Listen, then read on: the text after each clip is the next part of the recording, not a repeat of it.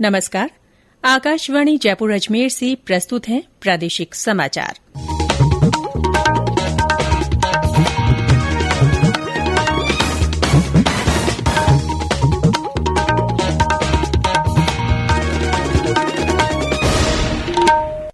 मुख्य समाचार।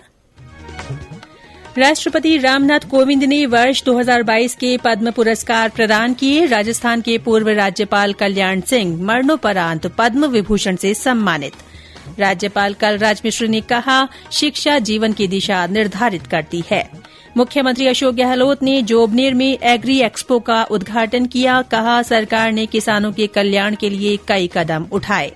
प्रदेश में पश्चिमी हवाओं के असर से तापमान में एक बार फिर बढ़ोतरी। श्रीगंगानगर में गर्मी ने 12 साल का रिकॉर्ड तोड़ा। और राज्य में अलग अलग सड़क दुर्घटनाओं में 5 लोगों की मौत, कई अन्य घायल।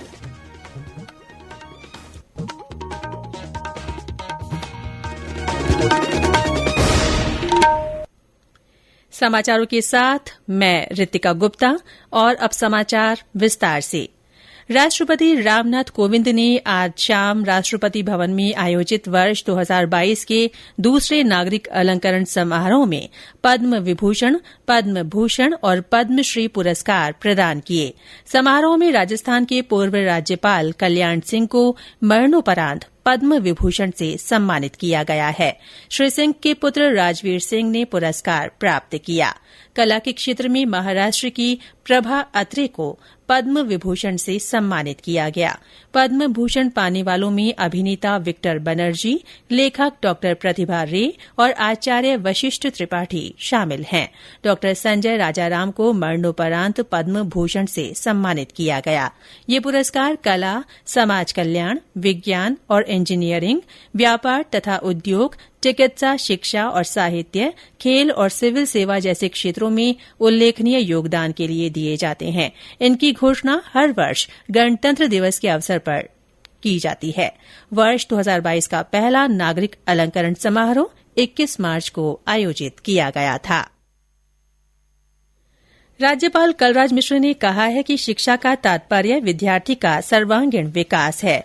विद्यार्थी राष्ट्र और समाज के निर्माण में महत्वपूर्ण भूमिका निभाते हैं। आज अलवर में राष्ट्रीय बृहत्तरी मत्स्य विश्वविद्यालय के तीसरे दीक्षांत समारोह को संबोधित करते हुए राज्यपाल ने कहा कि शिक्षा जीवन की दिशा का निर्धारण करती है और अपने अधिकारों के साथ कर्तव्य बोध से भी जोड़ती है। उन्होंने विद्यार्थियों से आह्वान किया कि विश्वविद्यालय में सौहार्दपूर्ण वातावरण के निर्माण के साथ योजना बनाकर आगे बढ़ें। मुख्यमंत्री अशोक गहलोत ने आज जोबनेर में श्री कर्ण नरेन्द्र कृषि विश्वविद्यालय में 3 दिवसीय हाईटेक एग्री एक्सपो 2022 का उद्घाटन किया। इस अवसर पर उन्होंने कहा कि सरकार ने पिछले 3 साल में किसानों के कल्याण के लिए समर्पित भाव से काम किया है। मुख्यमंत्री ने कहा कि कृषि विश्वविद्यालयों का प्रयास होना चाहिए कि उनके यहां हो रहे शोध कार्यों का लाभ किसानों के खेतों तक पहुंचे। उन्होंने कृषि क्षेत्र को ध्यान में रखकर किए जा रहे प्रयासों का भी उल्लेख किया। कृषि अपना में प्राथमिकता में है। राजस्थान प्रदेश में होनी चाहिए, जहाँ अकाल सूखे पड़ते रहे हैं वहाँ पर कृषि प्रायोरिटी में हो, ये प्रयास होना चाहिए। इसीलिए हमने कोई 20 साल पहले नारा दिया था, खेत का पानी खेत में, गांव का पानी गांव में इकट्ठा कैसे हो। बिना पानी कुछ नहीं हो सकता है। कृषि का अलग बजट पेश किया, किसानों के लिए अलग छूट दी हमने, उनके कर्जे माफ किए। पहले करीब 14,000 करोड़ रुपए के हम लोगों ने 20 लाख किसानों को फायदा मिला। तो कोई कमी नहीं रख रही। बिजली के बिल उनको कम हो गए। अब तो करीब 5.5 लाख किसानों को बिजली बिल आ ही नहीं रहा है, क्योंकि हमने 1,000 रुपए प्रति महीना उनको अनुदान दिया है उसके लिए। मुख्यमंत्री ने जोबनेर में बाईपास बनाने की घोषणा की। इस पर करीब 46 करोड़ रुपए खर्च होंगे। कार्यक्रम में प्रगतिशील किसान भैरूराम जाट और सीताराम यादव सहित कई किसानों को प्रशस्ति पत्र देकर सम्मानित किया गया। कार्यक्रम में कृषि और पशुपालन मंत्री लालचंद कटारिया ने कहा कि प्रदेश में करीब 60 कृषि विश्वविद्यालय खुल चुके हैं। भारतीय जनता पार्टी के प्रदेश अध्यक्ष डॉ सतीश पूनिया आज सिरोही जिले के दौरे पर रहे। उन्होंने आबू रोड में आयोजित रोड शो में भाग लिया। श्री पूनिया ने मानपुर और पिंडवाड़ा में जनसभा को संबोधित भी किया। इस दौरान सांसद देवजी पटेल, जिलाध्यक्ष नारायण पुरोहित, विधायक समाराम गरासिया, पूर्व मंत्री ओटाराम देवासी सहित कई पदाधिकारी और कार्यकर्ता मौजूद रहे। विधानसभा अध्यक्ष डॉ सीपी जोशी ने आज भाजपा विधायक दल के सदस्यों को निर्देश दिए कि वे विधानसभा द्वारा आवंटित किए गए मोबाइल आईफोन 13 को तत्काल प्राप्त करें। शून्यकाल में श्री जोशी ने कहा कि विधानसभा के आग्रह पर ही राज्य सरकार ने विधायकों को ये मोबाइल उपलब्ध कराए थे, लेकिन प्रतिपक्ष के कई सदस्यों ने फोन वापस लौटा दिए। उन्होंने कहा कि तकनीक के इस युग में विधानसभा की पेपरलेस कार्यप्रणाली के लिए ये फोन आवश्यक है। गौरतलब है कि बजट के समय सभी विधायकों को आईफोन उपलब्ध कराए गए थे, लेकिन भाजपा विधायक दल के निर्णय के आधार पर पार्टी के विधायकों ने मोबाइल लौटा दिए थे। ये समाचार आकाशवाणी जयपुर अजमेर से प्रसारित किए जा रहे हैं। समाचार अभी और भी हैं, उससे पहले ये संदेश। क्या आप कॉम्पिटिटिव एग्जाम की तैयारी कर रहे हैं? ऑल इंडिया रेडियो के नए प्रोग्राम अभ्यास में हमारे विशेषज्ञ आपके सवालों का देंगे जवाब। शनिवार रात 9:30 बजे FM गोल्ड पर। इस बार का विषय है हिस्ट्री।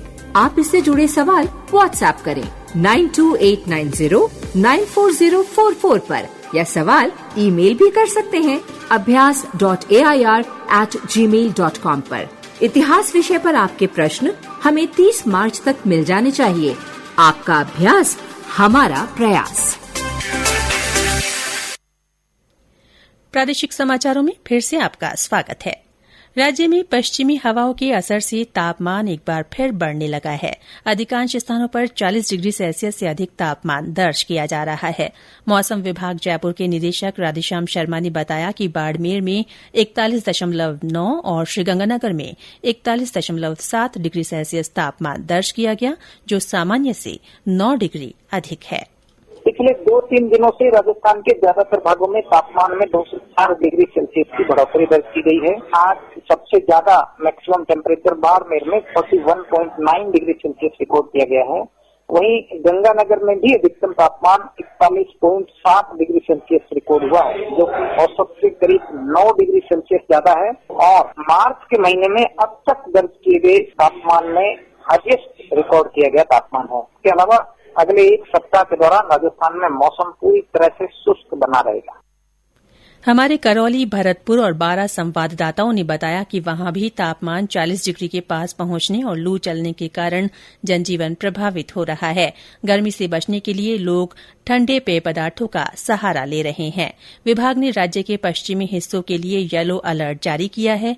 जोधपुर और बीकानेर संभाग के जिलों में कुछ स्थानों पर और उदयपुर, अजमेर तथा जयपुर संभाग में कहीं कहीं लू चलने की संभावना है। मौसम विभाग ने लू से बचने के लिए पर्याप्त मात्रा में पानी पीने और ठंडे पेय पदार्थों का सेवन करने की सलाह दी है। हनुमानगढ़ जिले के नौहर थाना क्षेत्र में भादरा मार्ग पर एक अज्ञात वाहन की टक्कर से मोटरसाइकिल पर सवार 3 युवकों की मौत हो गई। थाना प्रभारी ने बताया कि आज तड़के मोटरसाइकिल सवार 3 युवक भादरा से नौहर की तरफ जा रहे थे। पुलिस अज्ञात वाहन की तलाश में जुटी हुई है। सिरोही जिले के पिंडवाड़ा थाना क्षेत्र के आमली रोड पर 2 मोटरसाइकिलों की भीषण टक्कर में 2 लोगों की मौत हो गई। इस हादसे में एक महिला सहित 3 लोग गंभीर रूप से घायल हो गए। घायलों को पिंडवाड़ा के अस्पताल में भर्ती कराया गया है। श्रीगंगानगर के सूरतगढ़ के कुंभगढ़िया गांव के पास पिकअप के अनियंत्रित होकर पलटने से इसमें सवार 15 श्रमिक घायल हो गए। सभी श्रमिक चना कटाई के लिए खेत में जा रहे थे। घायलों का निजी अस्पताल में उपचार चल रहा है। एक अन्य हादसे में करौली मंडरायल मार्ग पर श्रद्धालुओं से भरी पिकअप पलटने से 6 यात्री घायल हो गए। घायलों को करौली जिला चिकित्सालय में भर्ती कराया गया है। और अब आजादी का अमृत महोत्सव से जुड़े समाचार। आजादी का अमृत महोत्सव।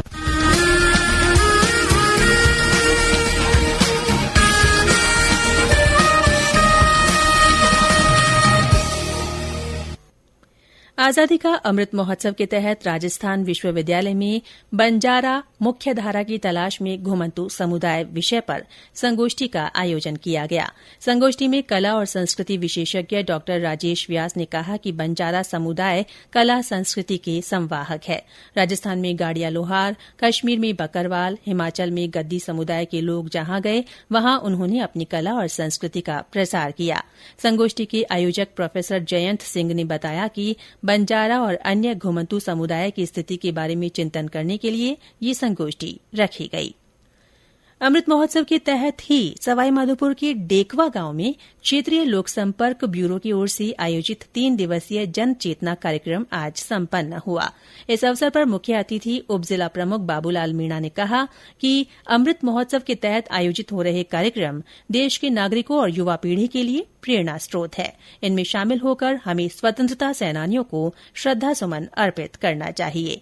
3 दिवसीय कार्यक्रम के दौरान कई प्रतियोगिताएं रखी गईं। प्रदर्शनी के माध्यम से देश के विभिन्न स्वतंत्रता सेनानियों और आंदोलनों की विस्तृत जानकारी सचित्र प्रदर्शित की गई। राज्य में राष्ट्रीय खाद्य सुरक्षा योजना के अंतर्गत 1 अप्रैल से नए नाम जोड़े जा सकेंगे। इसके लिए विभाग ने तैयारियां शुरू कर दी हैं। खाद्य और नागरिक आपूर्ति विभाग के अतिरिक्त आयुक्त अनिल अग्रवाल ने बताया कि जनसंख्या के हिसाब से केंद्र सरकार ने 4 करोड़ 46 लाख नाम जोड़ने की स्वीकृति दी है। इसमें से फिलहाल इस योजना में 4 करोड़ 34 लाख लोग हैं। उन्होंने बताया कि नाम जुड़वाने के लिए पात्र व्यक्ति ई मित्र के माध्यम से आवेदन कर सकेंगे। और अंत में मुख्य समाचार एक बार फिर। राष्ट्रपति रामनाथ कोविंद ने वर्ष 2022 के पद्म पुरस्कार प्रदान किए। राजस्थान के पूर्व राज्यपाल कल्याण सिंह को मरणोपरांत पद्म विभूषण से सम्मानित किया गया।